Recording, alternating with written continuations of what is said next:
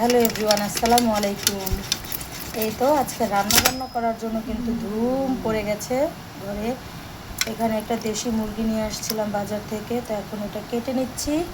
এটা হাফসার বাবা দেশি মুরগি অনেক পছন্দ করে, সেজন্য আর কি আনা। আর আমাদের জন্য গরুর মাংস নিয়ে আসছি, ওনাকে দেশি মুরগি রান্না করে দেবো। আর যে মুরগি খাবে না তার জন্য গরুর মাংস।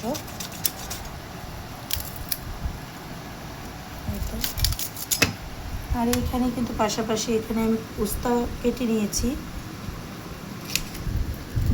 আর এদিকে পেঁয়াজগুলো কেটে নিয়েছি এরকম রিং রিং সাইজ করে।